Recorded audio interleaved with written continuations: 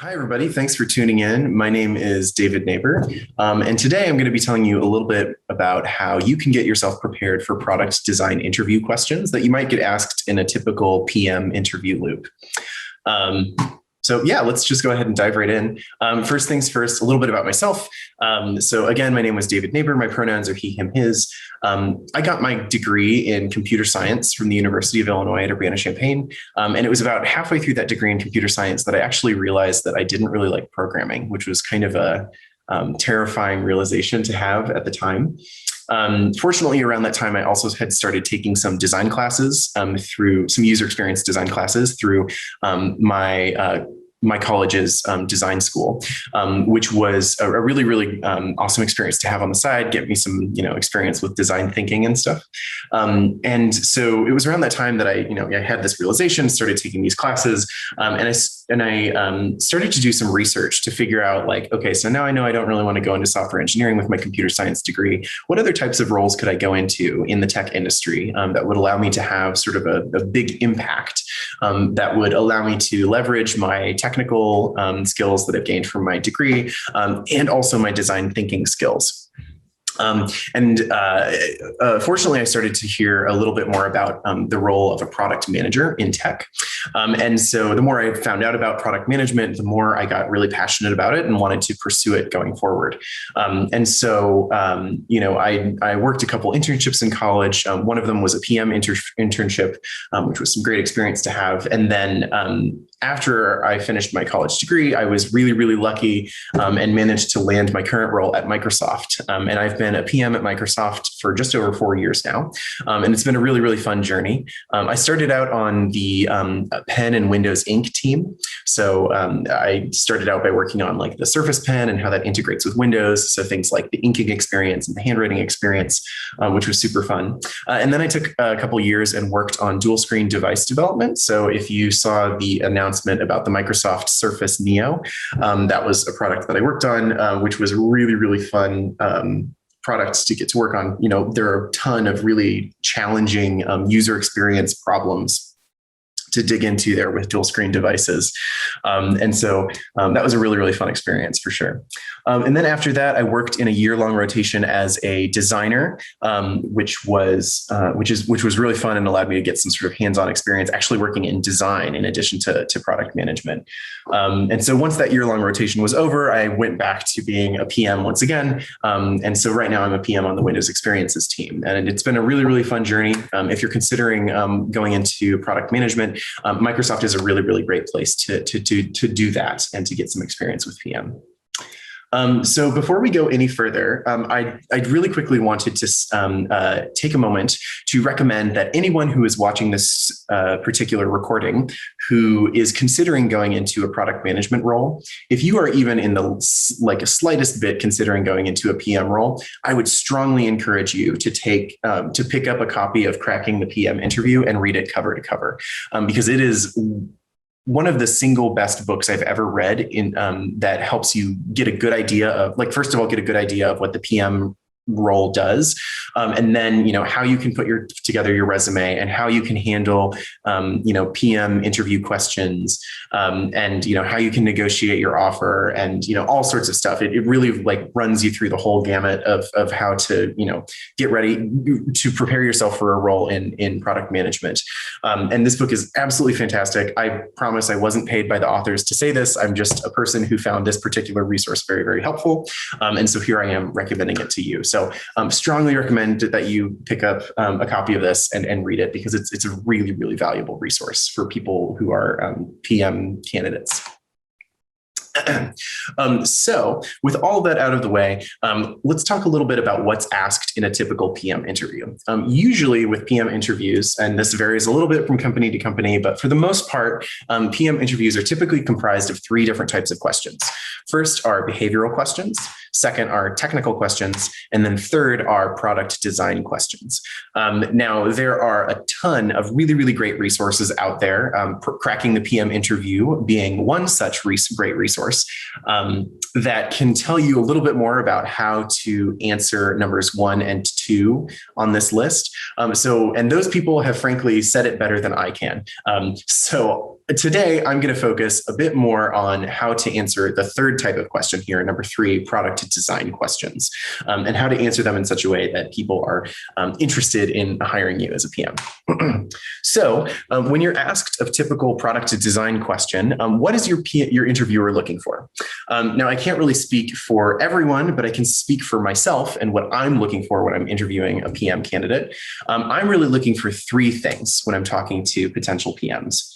I'm first looking for empathy, because it is absolutely essential that any product manager who is worth their salt is able to think and place themselves in the shoes of their customer and think through how changes to the design of a product can impact that customer's user experience, and I'm really, really wanting to make sure that they can think through, okay, who is the target customer for this particular product? What are some of their attributes? What are typical use cases for this product? And I really want to make sure that this person can think in the shoes of their customer. So empathy, customer empathy is really, really critical. Next, what I sort of jokingly call spidey sense. What I'm talking about when I say spidey sense is sort of a design thinking spidey sense. Like, I can talk to you about the design of a product and we can have sort of an intelligible conversation about it. I'm really looking to make sure that the person that I'm interviewing can evaluate how well designed a product is, and like maybe what are some of the ways in which a product is really well designed. What are some of the gaps and the places where the product isn't well designed? Because that's a difficult thing to it's kind of a skill that needs to be built. How you think about products and how you can evaluate their designs. And spidey sense is not some sort of like, design spidey sense is not some sort of innate thing that you either have or you don't have. It's something that's sort of learned over time through, continued design thinking exercises. So if you don't feel like you have a really good spidey sense yet, one option would be to take some design classes wherever possible. If that's not an option for you, I think another low cost thing that you can do is just go on YouTube and watch reviews for the design of products. And I think that can be a really, really good way for you to get some experience evaluating how well designed a product is. So yeah, I would definitely encourage you to do that if you're worried about that. So yeah, I'm looking for the person I'm interviewing to have some empathy in their customers. I'm looking for them to have design spidey sense. And then finally, I'm looking for them to demonstrate passion. I want to make sure that the person I'm talking to is passionate about the PM role. I want to make sure they're passionate about, building really awesome user experiences for their customer. And as long as you can let that shine through in your interview, I think you're in a really, really good spot. So cool. So from here, I do want to talk a little bit about how a good framework for how you can typically answer a design question, a product design question. So let's imagine your interviewer asks you a design question, which is, okay, I would like you to design an alarm clock. Now, the way what I'm looking for as an interviewer, the way I want to see you approach this interview, I'm looking for you to demonstrate to me that you can walk through the stages of the typical standard design process. So this is the standard design process as has been popularized by Ideate. And so, I'm not necessarily looking for the person that I'm talking to say, okay, now I'm going to empathize, and now I'm going to define, and now I'm going to ideate. I'm not necessarily looking for you to walk through these step by step. I mean, you can, but what I'm really hoping that the person can do is sort of demonstrate to me how they're thinking, how they're breaking down this problem, and in some form or another, touch on each of the different stages of the design process here. So if you can find another framework that walks you through these same, that allows you to touch on these same things, that's easier for you to remember in the context of an interview, then I encourage you to use that. But just make sure that whatever you do, you at some point are able to do each of these things. To demonstrate each of these things within your answer for a design thinking question. So first and foremost, empathize. So I really want you to start to think, okay, who is the person who is going to use this product and what matters to this person? What are some of their traits? These are the questions that I'm really hoping that, and this is kind of a conversation you can have with your interviewer after you get the actual product design interview question itself. So if your interviewer says, okay, I'd like you to design an alarm clock, that's where you start this conversation with your interview about, okay, well, who's the typical user for this particular alarm clock? And then, so you can have sort of a back and forth conversation there. And I really want you as the interviewee to define who that user is, that target user is, and what are some of their traits. From there, I'm looking for you to define user needs and product goals. So I want you to articulate specific use cases for the thing that you are designing, and then work towards designing the thing after you've sort of articulated those use cases. So you might say like, okay, so what are the specific user needs and product goals here?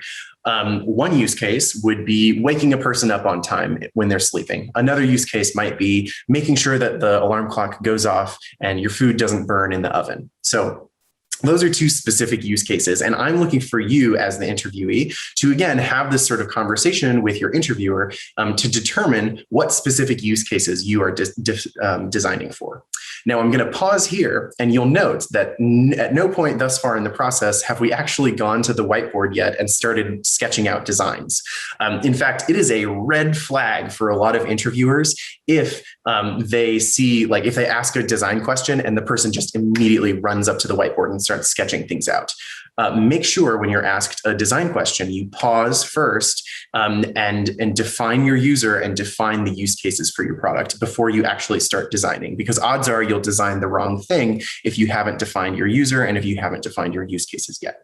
So now, and only now that we are done with the empathize and define stage in the design process, now are we going to go to the whiteboard and start sort of roughly sketching out some ideas.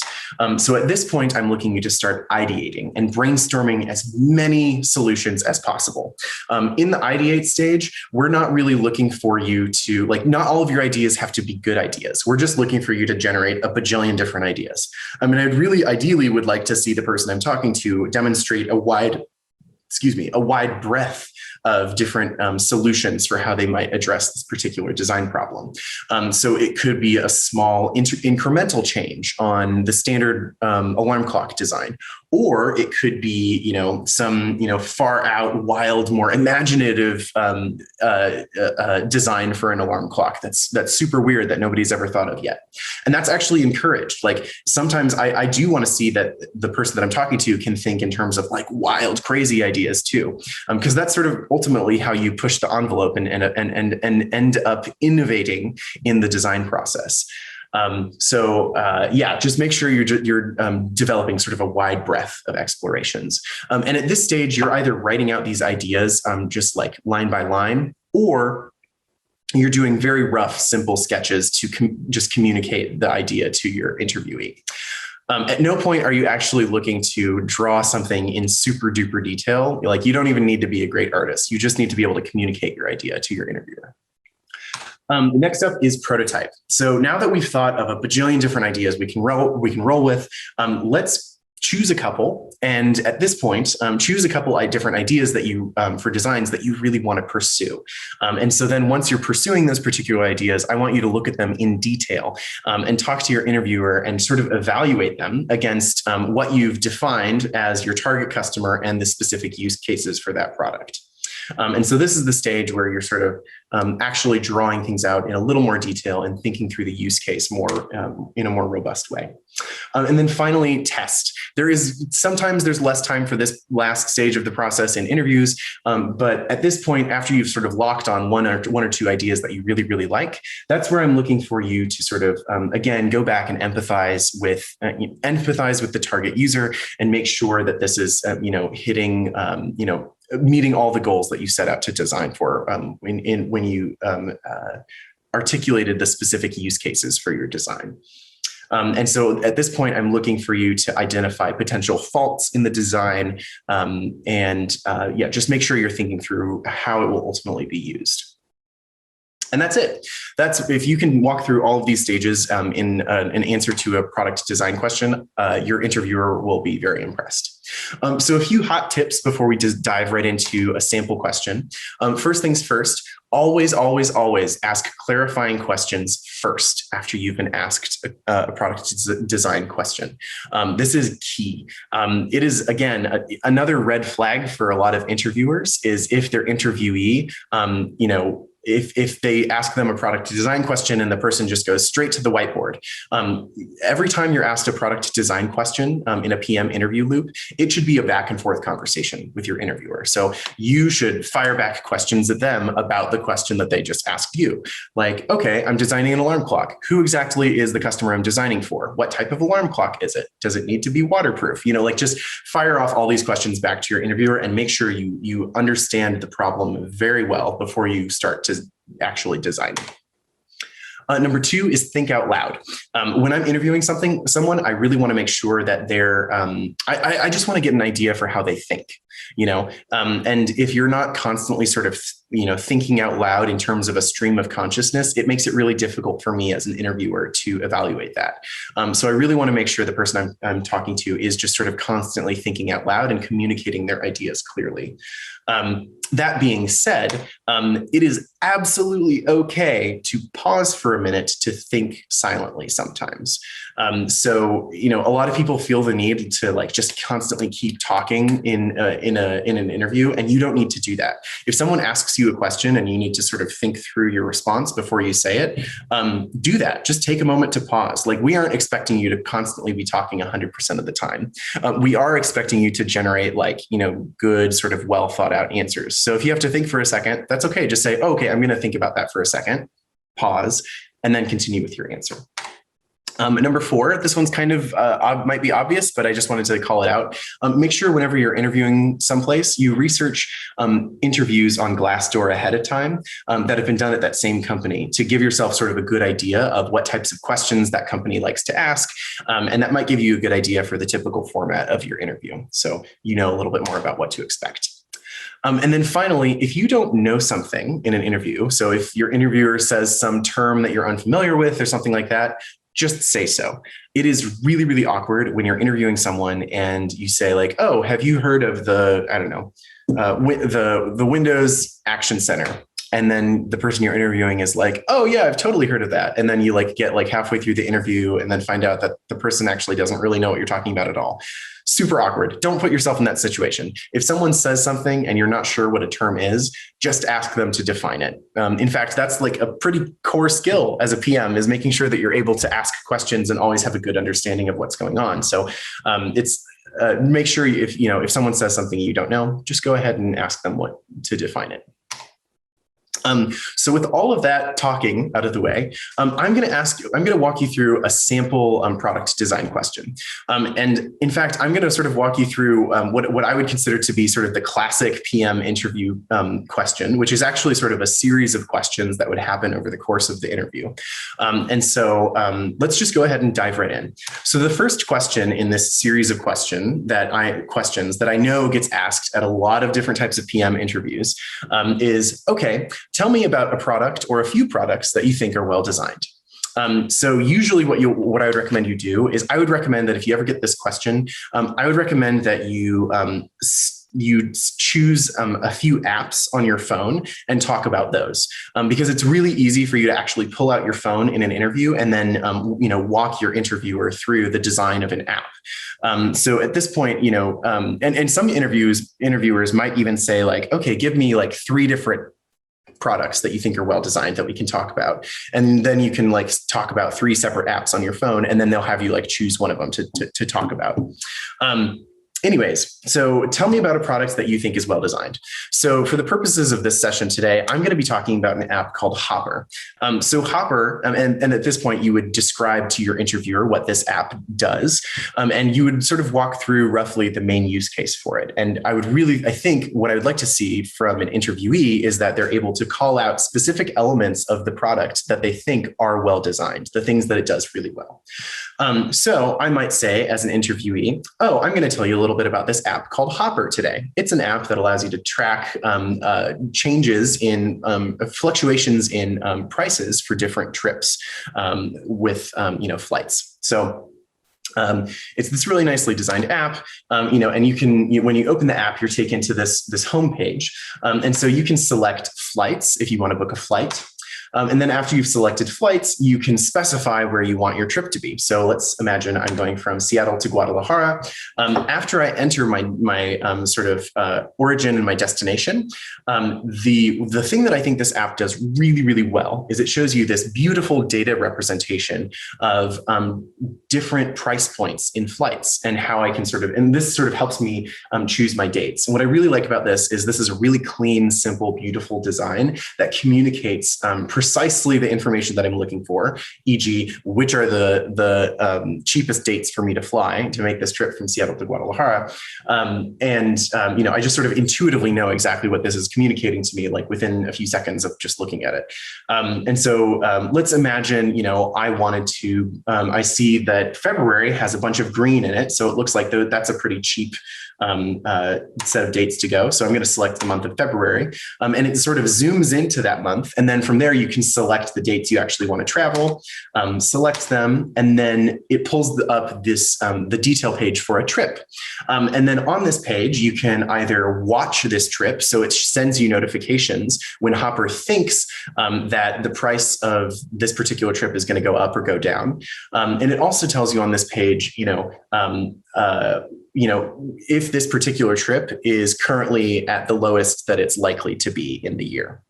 And finally, the last thing you can do is you can go ahead and view your flights and purchase them from the app. And so then it shows you the detailed list of all the different flight options you have for those particular dates.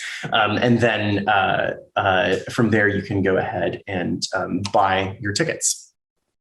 And so in that answer, what I tried to do is sort of walk through exactly what Hopper does and the things that I think it does really well.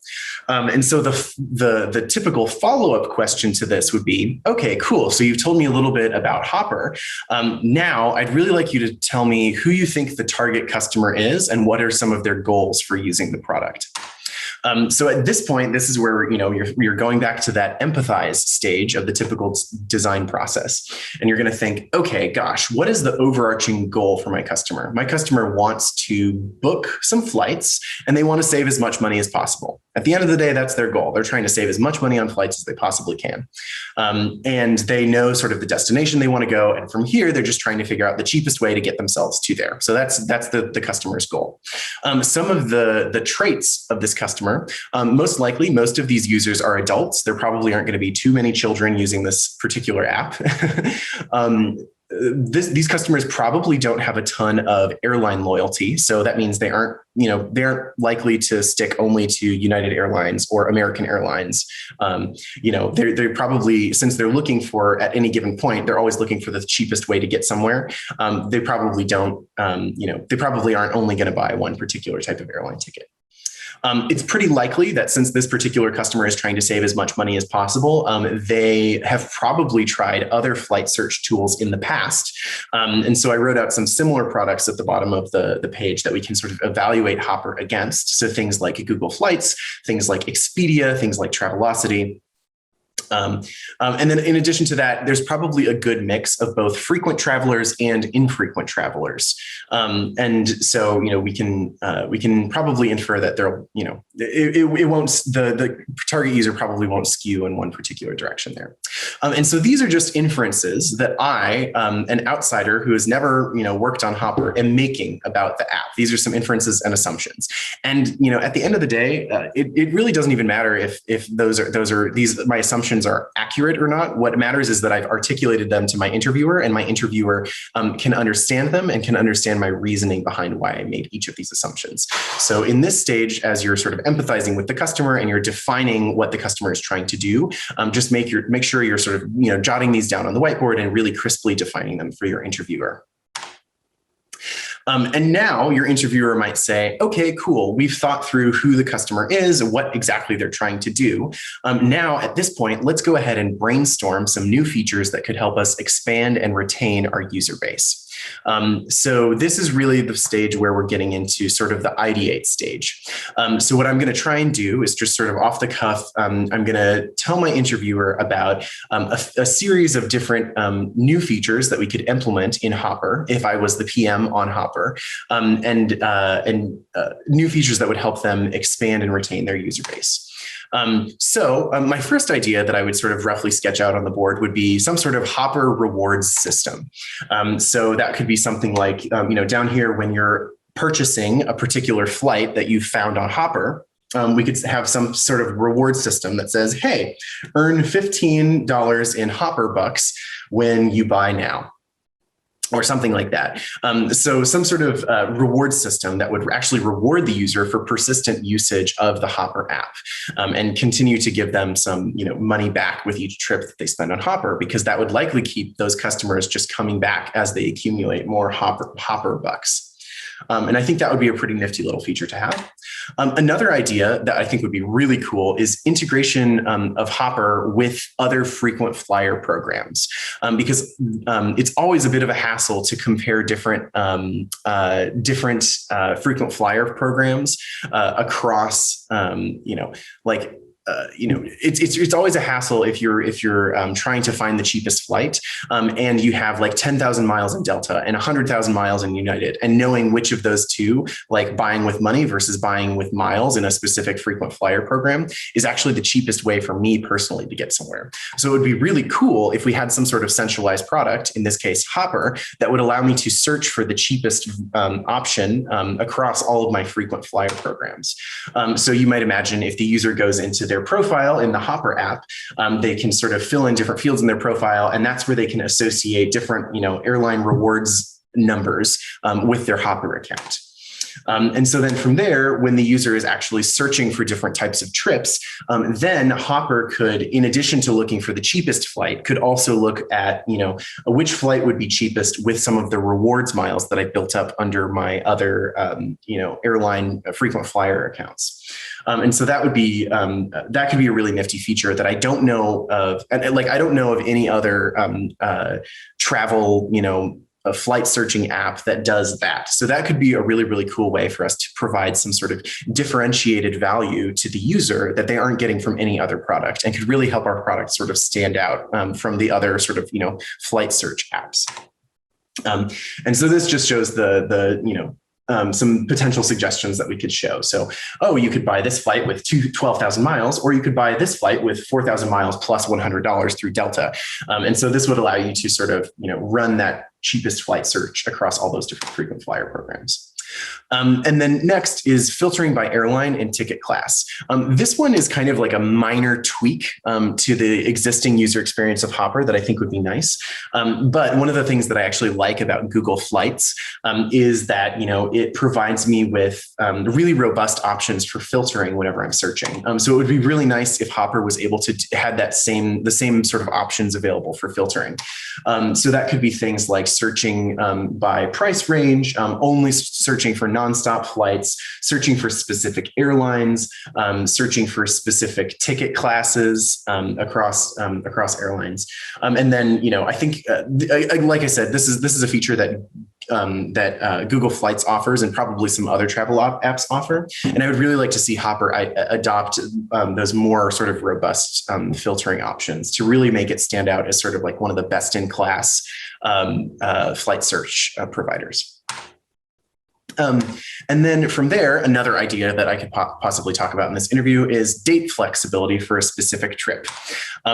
One of the things that I love about Google Flights is that whenever I search for a flight, I have this little checkbox that says, hey, my dates are flexible. And so that allows you to sort of gives Google Flights the liberty of shifting around your projected travel dates by a day or two to see if they can save you some more money.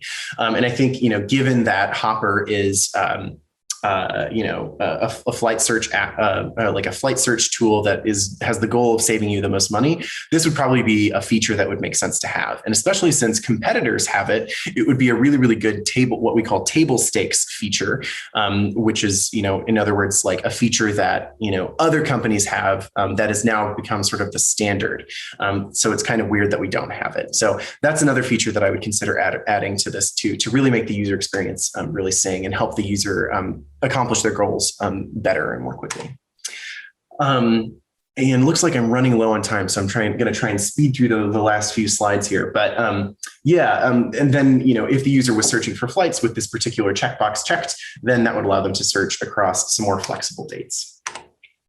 And then finally, the last idea that I would sort of throw out in this particular sample question would be to say, wouldn't it be really cool if users could first search by a date and then by a location? Because right now in the Hopper app, what the Hopper allows a user to do is first search by location. So first know where you want to go. So I wanted to go to Guadalajara. I just didn't know when I wanted to go. What could be interesting and provide sort of a new sort of use case for the app would be really cool if, for customers who know they want to go somewhere in like the second week of February, but they don't know where they want to go. So allowing them to, specify the date first and then suggest cheap flights from that date. So here the user could start their search process by selecting dates to get started.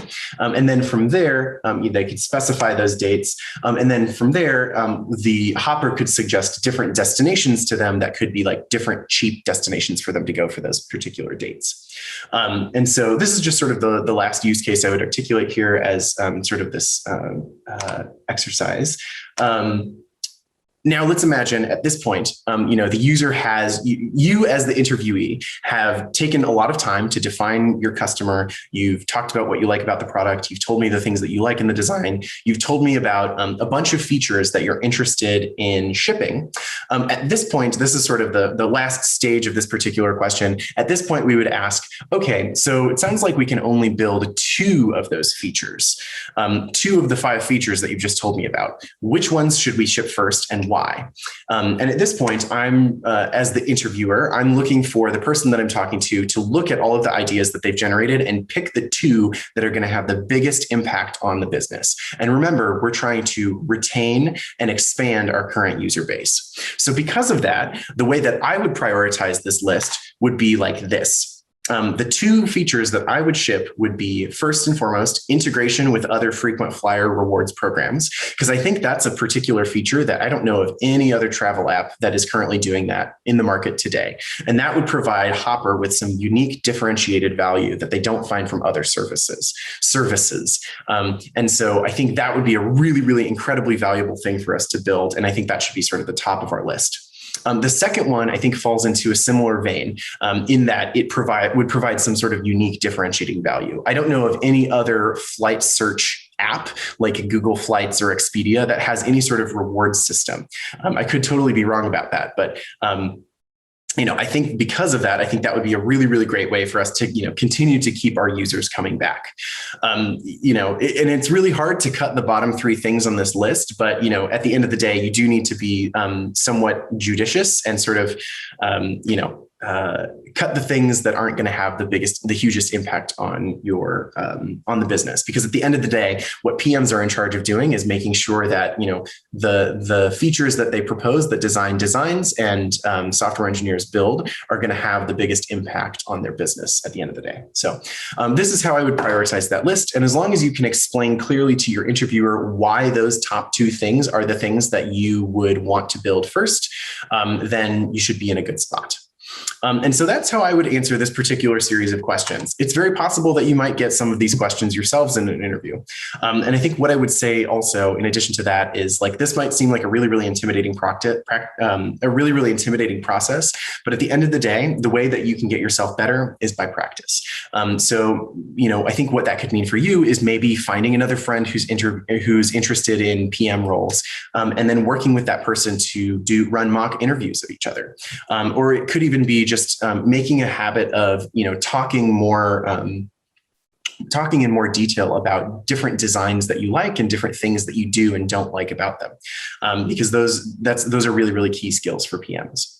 And so with that, I encourage you to practice, running through these types of questions.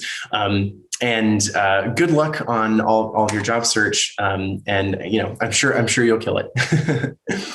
Cool. Anyways, with that, that's all I've got for today. So thanks so much for your time, and best of luck on your job search. Take care.